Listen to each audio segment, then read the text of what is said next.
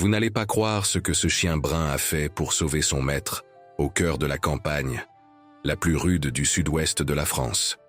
Une histoire vraie de courage et de loyauté qui va vous donner envie de serrer votre animal de compagnie dans vos bras tout de suite. Restez jusqu'à la fin pour découvrir comment un simple aboiement a tout changé. Aimez, partagez et abonnez-vous pour plus d'histoires aussi touchantes. Le soleil de midi transformait la terre en braise ardente lorsque Jean Dupont réalisa qu'il était perdu. La garrigue s'étendait dans toutes les directions, une mer d'épines et de branches sèches qui griffaient le ciel sans nuages. À ses côtés, Tonnerre, un chien brun de taille moyenne aux yeux couleur miel, reniflait l'air avec ses narines dilatées, captant quelque chose que l'homme ne parvenait pas encore à percevoir. Le chien portait ce nom car il était apparu à la ferme lors d'un orage. Il y a 3 ans, un chiot détrempé qui aboyait plus fort que les éclairs. Depuis, il était devenu l'ombre fidèle de Jean, l'accompagnant dans chaque voyage à travers cette campagne impitoyable. La propriété de Jean se trouvait à des kilomètres de là, une modeste ferme qu'il avait héritée de son père et qu'il entretenait à la sueur de son front. À 35 ans, c'était un homme marqué par le soleil et le travail, les mains calleuses qui connaissaient chaque pierre de ce sol aride. Sa routine était aussi prévisible que les saisons de sécheresse, se lever avant le coq, s'occuper des animaux, réparer les clôtures, chercher de l'eau. Mais ce matin de mars, lorsqu'il était parti chercher une bête égarée, quelque chose avait changé. Le chemin qu'il connaissait comme le dos de sa main semblait s'être multiplié en dizaines de chemins identiques, et maintenant, des heures plus tard, la soif commençait à serrer sa gorge comme une main invisible. Tonnerre gardait son museau près du sol, les poils du dos hérissés d'une tension que Jean avait appris à respecter. Le chien avait un 6e sens du danger, un héritage sauvage que 3 ans de domestication n'avaient pas réussi à effacer. Ses oreilles tournaient comme des radars, captant des sons que l'oreille humaine ne pouvait pas atteindre. Soudain, il s'arrêta et aboya 3 fois, court et grave, le signal qu'il utilisait pour alerter sur quelque chose d'important. Jean suivit le regard de l'animal et vit, à environ 200 mètres, ce qui semblait être une maison abandonnée, les murs empisés à moitié effondrés par le temps. C'était le type de construction qui parsemait la campagne, des témoins, silencieux de temps meilleurs, lorsque la pluie visitait encore ces terres plus fréquemment. Jean connaissait les histoires, des familles entières qui abandonnaient tout pendant les grandes sécheresses, ne laissant derrière elles que les coquilles vides de leur vie. Mais cette maison, il ne la reconnaissait pas, et cela le perturbait profondément. Comment pouvait-il y avoir une construction de cette taille sur des terres qu'il jurait connaître chaque parcelle? En s'approchant, Tonnerre commença à gémir doucement, un son qui venait du fond de sa gorge et que Jean n'avait entendu qu'une fois auparavant, lorsqu'ils avaient trouvé un serpent à sonnette enroulé près du puits. L'homme posa la main sur le manche du couteau qu'il portait à la ceinture, le métal chaud du soleil contre ses doigts. La maison exhalait un silence lourd, différent du silence naturel de la campagne. C'était un silence qui semblait engloutir les sons environnants, créant un vide où même le vent semblait avoir peur d'entrer. C'est alors que Jean la vit pour la première fois. Une jeune femme, peut-être 25 ans, était assise sur le seuil de la porte, les genoux serrés contre sa poitrine. Ses cheveux noirs tombaient comme un rideau sur son visage, et elle ne leva pas les yeux lorsqu'ils s'approchèrent. Elle portait une simple robe en coton délavé, et ses pieds nus étaient recouverts de poussière. Tonnerre grogna bas, mais Jean le calma d'un geste. Il y avait quelque chose de mal dans cette scène, mais la soif et la fatigue troublaient son jugement. La jeune femme leva enfin le visage, révélant des yeux sombres qui semblaient contenir toute la tristesse du monde. Lorsqu'elle parla, sa voix était comme le bruissement de feuilles sèches. Marie-Claire était son nom, dit-elle, et elle était là depuis des jours, peut-être des semaines, attendant quelqu'un qui ne reviendrait jamais. Sa famille était partie pendant la dernière grande sécheresse, mais elle était restée, prisonnière, de promesses et de souvenirs. Jean sentit son cœur se serrer devant cette histoire, si courante dans ces terres désolées. Il offrit de partager la peu d'eau qu'il avait dans sa gourde, et elle accepta avec un sourire triste qui transforma son visage un instant. Pendant qu'ils discutaient, Tonnerre restait agité, tournant en rond autour d'eux, le poil hérissé et les oreilles toujours attentives. Le chien reniflait, constamment l'air, comme s'il essayait de déchiffrer une énigme invisible.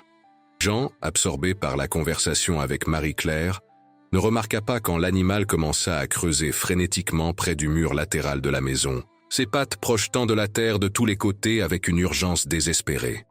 L'après-midi avançait, et le soleil commençait sa lente descente vers l'horizon, peignant le ciel de tons orange et rouge qui ressemblaient à du sang dilué. Marie-Claire racontait les jours précédant l'abandon, comment la citerne avait séché en premier, puis le réservoir, et enfin, même les larmes semblaient avoir disparu des yeux des siens. Ses paroles étaient hypnotiques, tissant une toile de mélancolie qui enveloppait Jean comme un linceul. Il ne remarqua pas quand ses paupières commencèrent à peser, ni quand son corps commença à s'incliner contre le mur empisé. Ce fut l'aboiement aigu de Tonnerre qui le ramena à la conscience. Le chien était sur lui, les pattes avant sur sa poitrine, aboyant avec une urgence que Jean n'avait jamais vue auparavant. Les ténèbres étaient tombées comme un manteau sur la campagne, et les premières étoiles commençaient à parsemer le ciel. Marie-Claire n'était plus là, et à l'endroit où elle était assise, il n'y avait qu'une tache sombre sur la terre. Jean essaya de se lever, mais ses jambes semblaient faites de plomb, et un engourdissement étrange montait le long de ses membres. C'est alors qu'il vit les os, partiellement enterrés là où Tonnerre avait creusé, blancs comme de l'ivoire. Sous la lumière des étoiles, des os humains, il n'y avait aucun doute, et ce n'étaient pas les seuls. Le chien continuait à aboyer, tirant la manche de la chemise de Jean avec ses dents, essayant de l'éloigner de cet endroit maudit. Avec un effort surhumain, l'homme réussit à se relever, la tête qui tournait et les jambes tremblantes.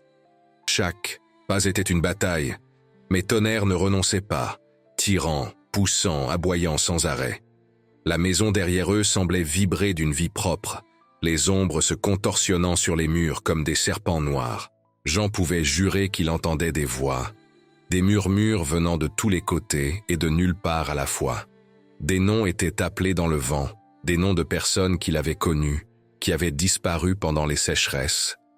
Des années précédentes, son esprit luttait pour comprendre ce qui se passait, mais le poison, ou quoi que Marie-Claire ait mis dans l'eau, voilait ses pensées comme un brouillard épais. Tonnerre guidait ses pas chancelants, choisissant le chemin à travers la garrigue obscure, avec une certitude qui défiait la logique. Le chien semblait savoir exactement où aller, évitant les épines les plus cruelles et les trous perfides. De temps en temps, il s'arrêtait et revenait pour pousser Jean lorsqu'il menaçait de tomber, ses aboiements devenant plus urgents à chaque trébuchement. Les étoiles tournaient dans le ciel comme un manège fou, et Jean dut fermer les yeux pour ne pas vomir la bile qui montait dans sa gorge. Il ne saurait dire combien de temps ils avaient marché ainsi, l'homme et le chien. Unis dans une danse désespérée de survie, le temps semblait avoir perdu son sens, s'étirant et se contractant comme une vieille accordéon cosmique. Par moments, Jean pouvait jurer qu'il voyait Marie-Claire marcher à leur côté, sa robe flottant dans une brise inexistante, son sourire, triste, se transformant en quelque chose de beaucoup plus sinistre. À d'autres moments, il voyait des visages dans les ombres des chênes, des visages de personnes qu'il avait connues, qui avaient disparu sans laisser de traces. Lorsque le premier rayon de soleil toucha l'horizon, Jean s'effondra. Ses forces étaient complètement épuisées, et même la détermination de fer de Tonnerre ne pouvait plus le faire bouger d'un centimètre. Le chien, réalisant que son maître ne pouvait pas continuer, fit quelque chose d'extraordinaire. Il leva la tête vers le ciel qui s'éclaircissait et lança un hurlement long et profond, un son qui semblait provenir des entrailles de la terre. Ce n'était pas l'aboiement normal d'un chien domestique, mais quelque chose de plus ancien, de plus sauvage, un appel qui résonna à travers la garrigue comme une cloche d'alarme. Jean, allongé sur la terre dure, le visage tourné vers le ciel, vit à travers sa vision floue les vautours commencer à tourner en cercle. Ils étaient nombreux, trop nombreux pour être une coïncidence, leurs ailes noires découpant le bleu pâle du matin comme des morceaux de nuit qui étaient restés derrière. Tonnerre ne bougea pas du côté de son maître, grognant aux oiseaux, de proies qui osaient s'approcher trop près, ses dents blanches brillant comme des poignards à la lumière croissante. Ce fut Zé Bernardo qui les trouva. Attiré par le comportement étrange des vautours et guidé par un pressentiment qu'il ne saurait expliquer, il était sorti à l'aube avec 2 aides pour chercher Jean. Lorsqu'ils arrivèrent, ils découvrirent une scène qui resterait gravée dans leur mémoire pour toujours. Jean inconscient, le visage pâle comme de la cire, et Tonnerre faisant une garde féroce, le poil hérissé et les yeux sauvages, prêt à défendre son maître jusqu'à son dernier souffle. Il fallut 3 hommes pour convaincre Tonnerre de les laisser s'approcher de Jean. Le chien ne céda que lorsqu'il reconnut l'odeur de Zé Bernardo, quelqu'un qui visitait souvent la ferme. Même ainsi, il ne s'éloigna pas un instant pendant qu'il transportait Jean jusqu'à la charrette, ses yeux vigilants suivant chaque mouvement. Pendant le trajet du retour, Tonnerre courut à côté du véhicule, ses pattes infatigables dévorant la distance, comme s'il craignait que quelque chose puisse encore arriver s'il baissait sa garde. À la ferme, tandis qu'il s'occupait de Jean qui délirait de fièvre, Zé Bernardo décida de retourner à l'endroit où Tonnerre les avait guidés. Ce qu'il trouva glaça son sang paysan, habitué à toutes sortes d'horreurs de la sécheresse. La maison abandonnée était là, exactement, comme Jean l'avait décrite dans ses délires. Mais il n'y avait aucun signe de vie récente, que de la poussière et des toiles d'araignées. Sauf les os, des dizaines d'œufs, certains clairement humains, éparpillés sur le terrain autour de la construction. Plus tard, en discutant avec les anciens de la région, Zé Bernardo découvrit la vérité macabre. Cette maison avait appartenu à une famille qui, pendant la grande sécheresse d'il y a 40 ans, avait eu recours à l'impensable pour survivre. La faim avait transformé des gens en monstres, et les voyageurs solitaires avaient commencé à disparaître dans cette zone. Lorsque la vérité a été révélée, la justice paysanne fut rapide et brutale. Mais on disait que l'esprit de Marie, la plus jeune fille de la famille, hantait encore les lieux, attirant les voyageurs perdus par sa beauté triste et son chant de sirène du sud-ouest. Jean mit 1 semaine à se remettre complètement. Les premiers jours furent les pires, avec des fièvres qui le faisaient crier des noms que personne ne reconnaissait et des visions qui le faisaient essayer de fuir son propre lit. Tonnerre ne quitta pas ses côtés un seul instant, dormant par terre à côté du lit, les oreilles toujours attentives au moindre bruit. Ce fut pendant une de ces veilles que quelque chose d'extraordinaire arriva. Rose, la fille de Zé Bernardo, était venue aider à s'occuper du malade. C'était une jeune femme de 22 ans, aux mains habiles d'infirmière autodidacte et au cœur généreux comme la campagne est cruelle. Rose avait un don spécial pour les animaux, et Tonnerre, méfiant envers tous ceux qui s'approchèrent de Jean, permit qu'elle s'approche sans grogner. Il y avait quelque chose dans ses gestes, calme, et sa voix douce qui calmait à la fois le chien et son maître. Tout en changeant les linges humides sur le front de Jean, elle chantait doucement d'anciennes berceuses que sa grand-mère lui avait apprises, des mélodies qui semblaient avoir le pouvoir de chasser les cauchemars. Ce fut un de ces après-midi, lorsque le soleil entrait obliquement par la fenêtre et peignait la chambre en or, que Jean ouvrit les yeux avec une véritable lucidité pour la première fois. Le premier visage qu'il vit fut celui de Rose, penchée sur lui avec une expression de préoccupation authentique. Le second fut celui de Tonnerre, qui, en réalisant que son maître s'était réveillé, commença à remuer la queue avec un tel enthousiasme que tout son corps tremblait. Jean essaya de parler, mais sa gorge était sèche comme la garrigue en août. Rose, en le remarquant, apporta de l'eau fraîche, et cette fois, il n'y avait pas de poison, seulement la douceur de la vie qui revenait. La convalescence fut lente, ponctuée de moments de faiblesse et de rechute. Mais chaque jour, avec Rose qui s'occupait de lui et Tonnerre qui montait la garde, Jean sentait ses forces revenir. Pendant ces semaines, quelque chose commença à fleurir entre le malade et son infirmière. C'étaient des regards qui duraient 1 seconde de plus que nécessaire, des sourires qui illuminaient la chambre plus que le soleil de midi, des conversations qui s'étendaient au-delà des soins médicaux.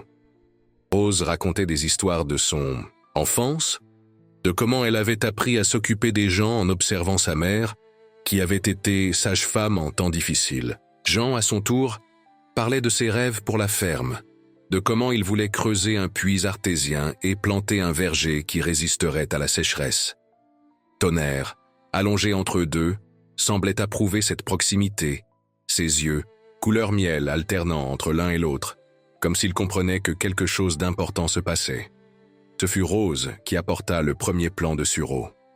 Elle arriva un matin avec le petit arbuste enveloppé dans des linges humides, disant que c'était pour planter près de la maison, qu'il s'agissait d'un arbre sacré de la campagne, capable de garder l'eau dans ses racines comme un miracle vert.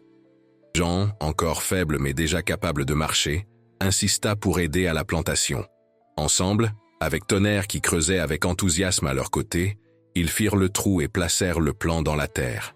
Pendant que Rose arrosait la petite plante, Jean fit une promesse silencieuse. Comme cet arbre, son amour pour elle créerait des racines profondes, capables de survivre à toutes les sécheresses. Les mois suivants apportèrent des changements significatifs. Jean, complètement rétabli, retourna au travail avec une vigueur renouvelée. Mais maintenant, il n'était plus seul. Rose venait aider chaque fois qu'elle le pouvait, apportant non seulement ses mains habiles, mais aussi une joie que la ferme ne connaissait plus depuis des années. Elle avait un don spécial pour les animaux, et même les bêtes les plus farouches se calmaient en sa présence. Tonnerre l'avait complètement adoptée, la suivant avec la même dévotion qu'il montrait pour Jean. Ce fut pendant le marquage du bétail, en ce juin au ciel clair et au soleil impitoyable, que le second grand danger se présenta. Jean était, dans le corral, concentré à marquer un veau particulièrement agité, lorsqu'il entendit le cri de Rose.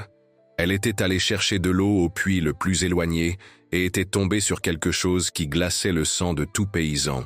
Une panthère, maigre et désespérée par la sécheresse prolongée, était descendue des montagnes, à la recherche de proies faciles.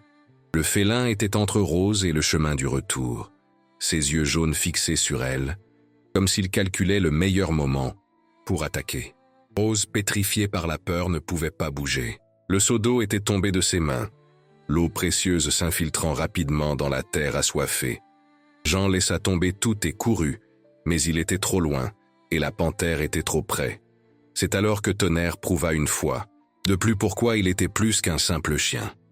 Le chien brun apparut de nulle part comme un éclair doré, se plaçant entre Rose et la panthère avec un grognement qui semblait venir des profondeurs de la terre. Ce n'était pas un affrontement. Équilibrée, la panthère était plus grande, plus forte, avec des griffes qui pouvaient déchirer le cuir comme du papier. Mais Tonnerre avait quelque chose que le félin n'avait pas. Il défendait sa famille.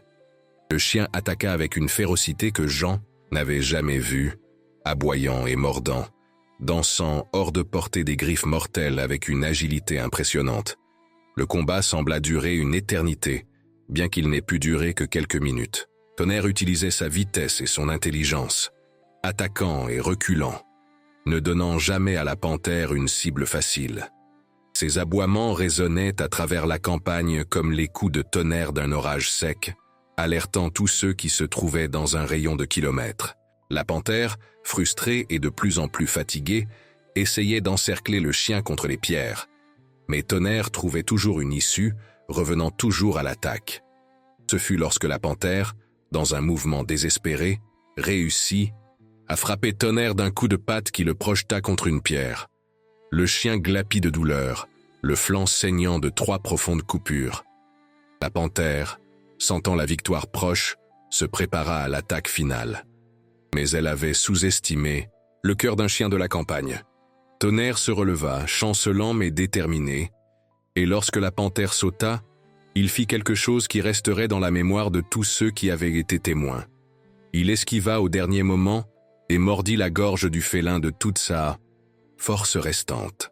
Lorsque Jean arriva enfin, couteau à la main et le cœur battant, il trouva une scène qu'il n'oublierait jamais. Tonnerre était tombé, le poil brun tacheté de rouge. Mais il maintenait toujours ses dents plantées dans la gorge de la panthère, qui avait cessé de se débattre. Rose pleurait à genoux à côté du chien, ses mains essayant d'arrêter le sang qui coulait des blessures. Jean, avec une infinie précaution, sépara les combattants. La panthère était morte, et Tonnerre, par miracle, respirait encore. Ce qui suivit fut une course contre la montre. Jean porta Tonnerre dans ses bras, tandis que Rose préparait de l'eau chaude et des linges propres. Il n'y avait pas de vétérinaire à proximité, mais les paysans apprennent à soigner leurs animaux comme ils se soignent eux-mêmes. Avec une aiguille et du fil, Jean sutura les coupures, ses mains tremblant non pas de peur, mais d'émotion. Rose prépara un cataplasme d'herbes que sa grand-mère lui avait appris, des plantes de la campagne qui avaient le pouvoir de guérir et de protéger. Pendant 3 jours et 3 nuits, Tonnerre lutta entre la vie et la mort. Jean et Rose se relayèrent pour l'éveil, ne laissant jamais le chien seul. Ils lui parlaient, racontaient des histoires, lui promettaient toutes les bonnes choses du monde s'il résistait. Le 3e jour, lorsque le soleil se levait en peignant le ciel d'espoir, Tonnerre ouvrit les yeux et, faiblement, lécha la main de Jean. Ce fut à ce moment-là, avec des larmes qui coulaient sur des visages brûlés par le soleil, que Jean prit Rose dans ses bras et l'embrassa pour la première fois. La guérison de Tonnerre fut lente mais constante. Les cicatrices sur son flanc devinrent des médailles d'honneur, des preuves visibles de son courage. Rose s'installa définitivement à la ferme, apportant avec elle non seulement ses affaires, mais aussi une nouvelle énergie qui transforma le lieu. Elle et Jean se marièrent lors d'une cérémonie simple, sous le sureau qui avait poussé fort et luxuriant, avec Tonnerre comme témoin d'honneur, un ruban de couleur autour du cou. La vie suivit son cours, ponctuée par les rythmes de la campagne. Les pluies vinrent et partirent, les sécheresses testèrent leur résistance, mais la petite famille resta unie. Rose apporta plus de plants, créant un jardin improbable sur ce sol dur. Jean creusa le puits artésien de ses rêves, et l'eau jaillit comme une bénédiction liquide. Tonnerre, maintenant avec quelques poils blancs sur le museau, continua sa veille éternelle, toujours en alerte, toujours prêt à protéger les siens. Ce fut un après-midi de septembre, lorsque les premiers nuages de pluie s'accumulaient à l'horizon, que le destin décida de tester une fois de plus cette famille. Jean était sorti pour vérifier une clôture aux limites de la propriété, une tâche routinière qui ne devait présenter aucun danger. Rose était à la maison, préparant le dîner, lorsque Tonnerre commença à aboyer différemment. Ce n'était pas l'aboiement d'alerte habituel, mais quelque chose de plus urgent, de plus désespéré. Le chien courait de Rose vers la porte, aboyant et gémissant, essayant clairement de communiquer quelque chose d'important. Rose, qui avait appris à faire confiance aux instincts de Tonnerre, laissa tomber tout et le suivit. Le chien la guida sur un sentier qu'elle connaissait bien, le chemin que Jean avait emprunté des heures auparavant. Mais il y avait quelque chose de mal. Tonnerre ne suivait pas le sentier principal, déviant par des chemins que Rose n'avait jamais vus, comme s'il suivait une trace invisible. Ce qu'ils trouvèrent fit presque arrêter le cœur de Rose. Jean était tombé au fond d'un ravin, la jambe pliée dans un angle impossible, le visage pâle de douleur et de perte de sang. Il avait trébuché sur une racine cachée et roulé le long de la pente escarpée, frappant des pierres et des branches lors de la chute. Il avait essayé de crier à l'aide, mais il était trop loin de toute oreille humaine. Sauf, bien sûr, des oreilles surnaturelles de Tonnerre, qui même à des kilomètres de là, avaient réalisé que quelque chose n'allait pas avec son maître. Rose descendit le ravin avec précaution, le cœur battant mais les mains fermes. Elle évalua les blessures de Jean avec les yeux entraînés de celle qui avait appris la médecine à l'école de la vie. La jambe était cassée, c'était certain, et il y avait une vilaine coupure à la tête qui ne cessait pas de saigner. Mais le pire était l'emplacement. Ils étaient loin de toute aide, et la nuit approchait comme un prédateur patient. C'est alors que Rose prit une décision qui prouverait son tempérament de véritable femme de la campagne. Elle déchira des bandes de sa propre jupe pour faire des bandages, arrêtant le saignement de la tête de Jean. Avec des branches et d'autres bandes de tissu, elle improvisa une attelle pour la jambe cassée, ignorant les cris de douleur de son mari. Lorsqu'elle eut terminé, elle regarda Tonnerre qui observait tout avec ses yeux intelligents et donna l'ordre qui pourrait sauver leur vie. Maison. Tonnerre.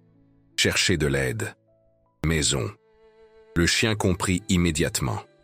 Avec un dernier regard vers son maître blessé, il fila sur le sentier comme une flèche dorée, ses pattes touchant à peine le sol dans l'urgence de sa mission. Rose resta là, tenant la main de Jean, chantant doucement les mêmes chansons qu'elle avait chantées lors de sa première guérison, essayant de maintenir les deux conscients et pleins d'espoir. Tonnerre courut comme il ne l'avait jamais fait auparavant. Ses poumons brûlaient, ses pattes saignaient des épines et des pierres, mais il ne ralentit pas le rythme. Il arriva à la maison voisine de Zé Bernardo en un temps record, aboyant et hurlant jusqu'à ce que tous comprennent qu'il s'était passé quelque chose de terrible. Le vieux paysan, qui avait déjà vu Tonnerre en action auparavant, ne perdit pas de temps. Il rassembla des hommes, des cordes et une civière improvisée, et suivit le chien qui revenait déjà sur le chemin, impatient de les guider. Le sauvetage fut épique. Ils descendirent le ravin avec des cordes, hissèrent Jean avec une infinie précaution, chaque mouvement calculé pour ne pas aggraver les blessures. Rose monta de ses propres forces, refusant de l'aide, les yeux secs mais le cœur serré. Tonnerre supervisait tout, aboyant des instructions que personne ne comprenait, mais que tous respectaient. Lorsqu'ils placèrent enfin Jean dans la charrette, le chien sauta à côté de lui, se couchant soigneusement à ses côtés comme il l'avait fait des années auparavant. La guérison cette fois fut plus longue. La jambe cassée dut être plâtrée en ville. Un voyage douloureux de plusieurs heures que Jean supporta, en serrant la main de Rose et en écoutant les aboiements encourageants de Tonnerre. Ce furent des mois de kinésithérapie improvisée, d'exercices douloureux et de petites victoires. Rose était toujours là, ainsi que Tonnerre, les deux piliers qui soutenaient Jean lorsque la douleur et la frustration menaçaient de le dominer. Ce fut pendant cette convalescence que Rose découvrit qu'elle était enceinte. La nouvelle transforma la ferme. Jean, encore sur des béquilles, commença à faire des projets pour agrandir la maison. Rose planta plus d'arbres, créant de l'ombre pour l'enfant à venir. Et Tonnerre, comme s'il comprenait que sa famille grandissait, devint encore plus vigilant, patrouillant les environs de la maison, avec une détermination accrue. Le bébé naquit une nuit de pluie. La première pluie forte en 2 ans. Le son de l'eau qui tombait sur le toit était de la musique pour les oreilles des paysans, et les pleurs du nouveau-né se mélangèrent au son de la pluie dans une symphonie de vie nouvelle. C'était un garçon, fort et en bonne santé, aux yeux sombres de sa mère et au menton têtu de son père. Ils l'appelèrent Michel, et dès le premier jour, Tonnerre assuma le rôle de gardien du petit humain. Il était touchant de voir le chien, maintenant avec des cicatrices de bataille, des poils blancs se coucher à côté du berceau, les oreilles attentives au moindre bruit. Lorsque Michel pleurait, Tonnerre était le premier à alerter les parents, aboyant doucement jusqu'à ce que quelqu'un vienne s'occuper du bébé. Lorsque le garçon commença à ramper, le chien se transforma en nounou poilu, toujours à proximité, pour éviter les chutes et les accidents. La ferme prospéra dans les années qui suivirent. Le puits artésien garantissait de l'eau même pendant les sécheresses les plus sévères. Le verger grandissait fort et le bétail se multipliait. Jean, complètement rétabli mais avec une légère boiterie qui l'accompagnerait toujours, travaillait avec une vigueur renouvelée. Rose avait transformé la maison en un foyer accueillant, ses mains magiques faisant des miracles avec les ressources limitées de la campagne. Et Michel grandissait fort et en bonne santé. Un enfant de la campagne avec le meilleur ami qu'il puisse avoir. Un chien qui avait déjà prouvé à plusieurs reprises qu'il donnerait sa vie pour sa famille. Ce fut lorsque Michel eut 5 ans que la dernière grande épreuve arriva. Le garçon avait pris l'habitude d'explorer les environs de la maison, toujours avec Tonnerre comme ombre fidèle. Cet après-midi-là, tandis que les parents étaient occupés à récolter les fruits du sureau, Michel décida de suivre un papillon coloré qui dansait parmi les fleurs du jardin de Rose. Le papillon vola de plus en plus loin, et le garçon, enchanté, le suivit sans se rendre compte à quel point il s'éloignait de la maison. Tonnerre, maintenant âgé de près de 10 ans et les articulations se plaignant de l'âge, suivit le garçon avec la patience d'antan. Mais lorsque Michel s'approcha dangereusement d'un vieux puits abandonné, recouvert seulement partiellement de planches pourries, le chien remarqua immédiatement le danger. Il aboya l'avertissement, cet aboiement grave et urgent qui signifiait un danger réel. Mais Michel, distrait par le papillon, n'y prêta pas attention. Ce fut lorsque le garçon marcha sur la première planche pourrie que Tonnerre agit. Dans un mouvement qui défiait son âge et ses douleurs, le chien se jeta sur Michel, le poussant loin du puits au moment précis où les planches cédèrent. Le garçon tomba sur la terre molle du jardin, effrayé mais indemne. Tonnerre n'eut pas la même chance. Son élan le mena directement dans le trou noir du puits abandonné, et le son de son corps frappant l'eau au fond résonna comme un coup de feu au cœur de la campagne.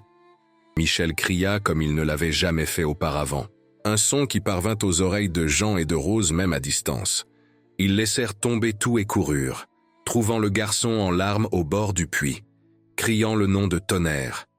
Jean n'hésita pas. Il attacha une corde à sa ceinture et descendit dans le puits sombre, le cœur serré de peur de ce qu'il pourrait trouver. L'eau se trouvait à environ 10 mètres de profondeur, froide et sombre, et là se trouvait Tonnerre, luttant pour rester à flot, ses vieilles pattes battant frénétiquement. Le sauvetage fut un miracle de détermination et d'amour. Jean réussit à atteindre Tonnerre, le serrant contre sa poitrine tandis que Rose et quelques ouvriers qui étaient accourus à l'appel les hissaient. Le chien était épuisé, grelottant de froid et de choc, mais vivant. Lorsqu'on le posa par terre, la première chose qu'il fit fut de lécher le visage de Michel, comme s'il voulait s'assurer que le garçon allait bien. Ce soir-là, tandis que Tonnerre dormait enveloppé de couvertures près du poêle, avec Michel enlacé à lui, Jean et Rose échangèrent un regard qui disait tout. Combien de fois ce chien sauverait-il leur vie? Combien de fois prouverait-il que l'amour et la loyauté ne connaissent pas de limites? Rose prépara le meilleur, dîner que le garde-manger permettait, et pour la première fois, Tonnerre mangea à table avec la famille, un roi sur son trône bien mérité. Les années suivantes furent plus douces. Tonnerre vieillit avec dignité, ses pas plus lents mais son esprit indomptable. Michel grandit en écoutant les histoires de la façon dont le chien avait sauvé son père et sa mère, comment il avait lutté contre une panthère, comment il était descendu dans un puits pour le sauver. Le garçon développa un amour profond pour les animaux, un respect pour la vie qui l'accompagnerait toujours. Jean agrandit la ferme, creusa plus de puits, planta plus d'arbres. La propriété devint une oasis dans la campagne, un exemple de la façon dont le travail acharné et l'amour peuvent transformer même la terre la plus aride. Rose eut 2 autres enfants, une fille nommée Anne et un autre garçon nommé Pierre, et Tonnerre assuma la garde de tous avec la même dévotion, même lorsque ses pas devinrent plus vacillants et son poil plus blanc que brun. Ce fut un matin d'hiver, 15 ans après ce premier sauvetage, que Tonnerre ne se leva pas pour la promenade du matin. Il était allongé à son endroit préféré, sous le sureau que Rose avait planté tant d'années auparavant, les yeux couleur miel, fixés sur l'horizon où le soleil commençait à se lever. Jean s'agenouilla à côté de lui, les mains calleuses, caressant le poil gris, les larmes coulant sans honte sur son visage marqué par le temps. Rose apporta les enfants, et tous s'assirent autour de Tonnerre, racontant des histoires, remerciant, faisant leurs adieux. Le chien les regarda un par un, ce regard intelligent et affectueux qu'ils avaient connu pendant tant d'années. Et lorsque ses yeux se fermèrent pour la dernière fois, ce fut avec un soupir de contentement, comme quelqu'un qui avait accompli sa mission et pouvait enfin se reposer. Ils enterrèrent Tonnerre sous le sureau, marquant l'endroit avec une pierre où Michel, déjà montrant ses talents pour les lettres, grava « Ici repose Tonnerre, le chien qui nous a appris que l'amour n'a pas de limite. » L'arbre, comme s'il comprenait l'honneur de garder un tel trésor, fleurit comme jamais auparavant, ses fruits sucrés nourrissant des générations d'enfants qui grandiraient en écoutant l'histoire du chien brun qui avait sauvé toute une famille. Des années plus tard, lorsque Michel devint vétérinaire et revint s'occuper des animaux de la campagne, lorsqu'Anne devint enseignante et enseigna aux enfants de la région le courage et la loyauté, lorsque Pierre reprit la ferme et la transforma en un modèle de durabilité, tous portaient en eux un morceau de Tonnerre. Rose et Jean, maintenant grands-parents aux cheveux blancs, se promenaient encore main dans la main dans le verger qu'ils avaient planté ensemble et s'arrêtaient toujours sous le sureau pour parler à leur vieille amie. Et les nuits de plaine. L'une, lorsque le vent soufflait doucement à travers les branches du sureau, ils juraient pouvoir entendre, lointain mais clair, le son d'un aboiement familier